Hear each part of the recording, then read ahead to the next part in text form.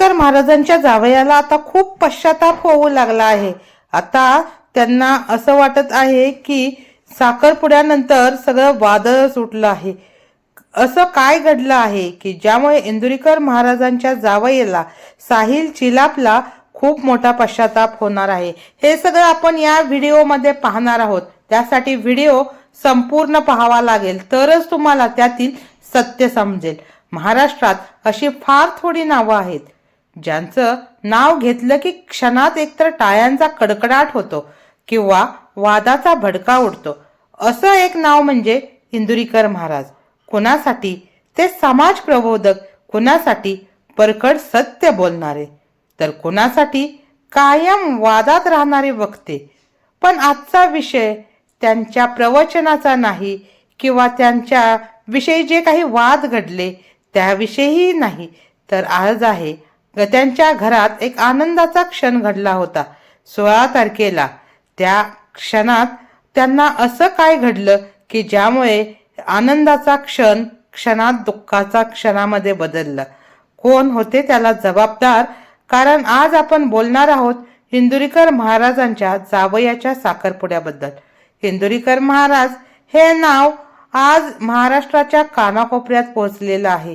हे काही एका रात्रीत घडलेलं नाही, तर यासाठी त्या पाठीमागे त्यांची 31 वर्षाची साधना आहे। 31 वर्ष अहोरात्र कष्ट केलं, रस्त्यावरती जेवण केलं, रस्त्यावरतीच त्यांचं निम्म आयुष्य गेलं।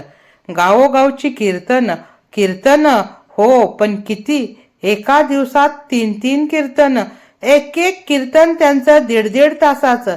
त्यानंतर एका गावातून दुसऱ्या गावात जाण्यासाठी लागणारा वेळ, हे सगळं कसं मॅनेज केलं असेल त्यांनाच माहीत।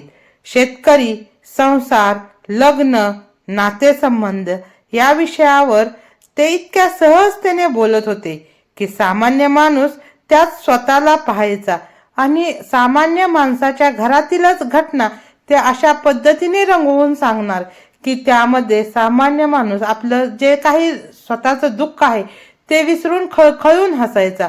तरुण वर्ग पूर्वी कीर्तन म्हटलं की म्हातारे झाले का असे विचारायचे, आणि आता तरुण वर्ग इंदुरीकर महाराजांचं कीर्तन आहे, चला आपण गेलंच पाहिजे, मला ते ऐकायचं आहे असे म्हणून अतिशय उत्साहाने कीर्तनाकडे येतात।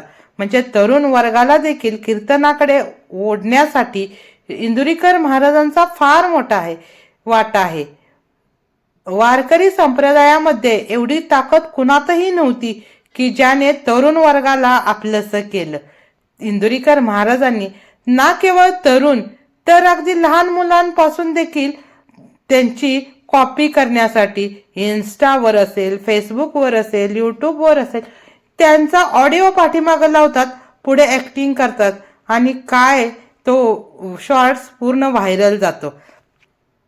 त्यांची भाषा अगदी ओघवती आहे, सोपी आहे, उदाहरणं थेट आयुष्यातली आहेत आणि मांडणी अशी की समोरची लोक बाकीचं सगळं विसरतात आणि आता इंदुरीकर महाराज काय हास्याचा बॉम्ब फोडणार याकडे कुतूहलाने पाहतात। जागा नसली तरी दाटीवाटीने उभे राहतात, एकमेकाला घासून उभे राहतात।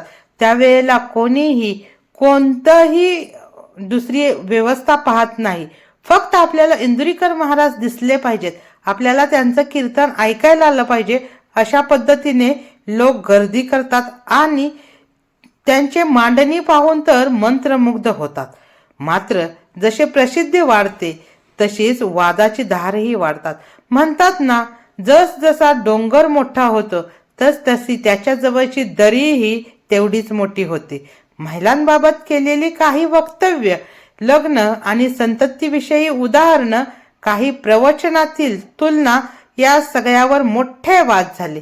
सोशल मीडियावर टीका झाली, निषेध झाल्या, तक्रारी झाल्या आणि आता अगदी कोर्टापर्यंत प्रकरणं गेली। तेही महाराजांनी शांत होऊन त्यांनी ती निस्तारली। काही लोक त्यांच्या पाठीशी उभे राहिले तर काही लोकांनी त्यांच्यावर खडाडून टीका केली। पण एवढं सगळं होऊनही इंदुरीकर महाराज कधीच चर्चेच्या बाहेर गेले नाहीत। खूप उदास व्हायचे, अस्वस्थ व्हायचे, पण परत नव्या उमेदीने कीर्तनाला लागायचे। कारण ते म्हणतातच, कीर्तन माझ्या रक्तात आहे, कीर्तनाशिवाय मी जगू शकत नाही. आणि अशाच एका वादग्रस्त प्रतिमेच्या पलीकडे आज एक वेगळाच विषय समोर आला आहे. आज चर्चा आहे इंदुरीकर महाराजांच्या वैयक्तिक आयुष्यातील एका आनंदाच्या क्षणाची. त्यांच्या कुटुंबात एक नवा अध्याय सुरू होतोय. इंदुरीकर महाराजांच्या लेकीचा ज्ञानेश्वरीचा साखरपुडा नुकताच वसंत लॉन्सवरती पार पडलेला आहे. आणि तोही अगदी साधा नाही, तर अतिशय भव्य, दिव्य, नेत्र दीपक आणि नियोजनबद्ध. हा साखरपुडा पार पडला वसंत लॉन्स येथे. 16 तारखेला हा साखरपुडा पार पडला. या कार्यक्रमाला त्यांचे नातेवाईक, मित्रपरिवार, मान्यवर आणि जवळपास हजारो लोकांची उपस्थिती होती. आता इंदुरीकर महाराज हे संपूर्ण महाराष्ट्राचे लाडके व्यक्तिमत्व आहे, त्यामुळे लोक हे येणारच. इतक्या मोठ्या संख्येने लोक असूनही कुठेही गोंधळ नव्हता, कुणाचीही गैरसोय केली नाही. वसंत लॉन्सनं खरी कमाल इथेच दिसून आली. पाहुण्यांची एंट्री झाली. स्टेजची सजावट बघणाऱ्यांचे डोळे सुखावत होती. बसण्याची व्यवस्था, त्यांनी काही भारतीय बसण्याची व्यवस्था केली होती. सगळ्यांनी खाली मांडी घालून बसा, टेबल खुर्ची नको, जेवणाची मांडणी नको. जेवणाची मांडणी अतिशय साधी, आपली भारतीय, त्यातही पूर्ण महाराष्ट्रीयन अशी केली होती. चायनीज पदार्थ ठेवूया बाबा म्हणणारी ज्ञानेश्वरी, तिलाही त्यांनी ते नकार दिला. आपल्या मुलीसाठी सगळं काही करणारा बाप, आपल्या तत्वाशी मात्र त्यांनी तडजोड केली नाही. सगळं काही अत्यंत शिस्तबद्ध पद्धतीने झाले. विशेष म्हणजे लेकीची आणि जावयाची एंट्री. हजारो लोकांसमोर अतिशय शाही पद्धतीने त्यांची एंट्री करण्यात आली. कोणालाही असं वाटलं नाही की कार्यक्रमात काहीतरी कमी आहे. आता सगळ्यात मोठं म्हणजे या कार्यक्रमानंतर इंदुरीकर महाराजांच्या जावयांना माध्यमांनी विचारलं की तुम्हाला या कार्यक्रमाविषयी काय वाटतं आहे. आणि इथेच खरा ट्विस्ट सुरू झाला. त्यावेळेला जावई साहिल चिलाप यांनी सांगितलं की आज आमचा साखरपुडा अतिशय भव्य दिव्य पद्धतीने पार पडला आहे. वसंत लॉन्स येथे खरोखरच खूप भव्य पद्धतीने पार पडला आहे. वसंत लॉन्सच्या संपूर्ण टीमने आमच्यासाठी जे काही केलं ते शब्दात सांगणं कठीण आहे. हजार लोकांच्या उपस्थिती असूनही प्रत्येक गोष्ट इतकी नीट आणि नियोजनबद्ध होती की कोणालाही काहीच कमी पडलं नाही. आमची एंट्री असो, पाहुण्यांची काळजी असो किंवा संपूर्ण कार्यक्रमाची मांडणी, सगळं काही शाही थाटात असावं असं वाटत होतं. आणि यासाठीच संपूर्ण टीमचं त्याने मनापासून आभार मानले. परंतु इथेच वादाची ठिणगी पडली. इंदुरीकर महाराजांच्या जावयाने इंदुरीकर महाराजांना एक्सपोज केलं. इंदुरीकर महाराजांच्या जावयाने त्यांची परिस्थिती सत्य सांगितली. अशा इंटरनेटवर, यूट्यूबवर, इन्स्टावरती, फेसबुकवरती सगळीकडे बातम्या लागल्या. इंदुरीकर महाराजांच्या जावयाने केली इंदुरीकर महाराजांची पोलखोल.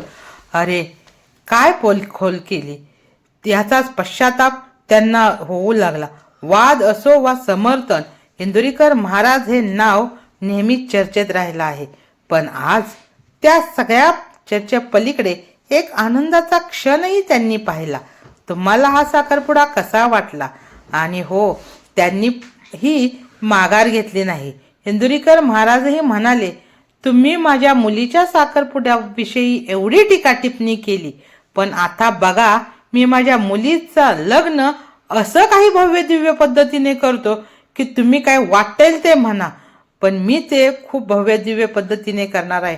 आणि खरोखरच त्यांनी अतिशय भव्य हॉल की जिथे भरपूर लोक बसण्याची व्यवस्था आहे तिथे केली आहे. आता साहजिकच आहे, इंदुरीकर महाराजांना प्रत्येक गावात जावं लागतं, प्रत्येक ठिकाणी त्यांच्या ओळखी आहेत. प्रत्येक ठिकाणची 1-2 जरी लोक आली तर ती किती लोक होतील याचा विचार करा.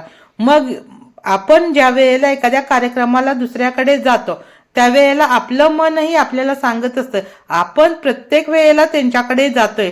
ज्या वेळेला आपल्याकडे कार्यक्रम असतो त्यावेळेला त्या लोकांना बोलवणं ही आपली नैतिक जबाबदारी असते आणि म्हणून आपण त्यांना बोलवत असतो.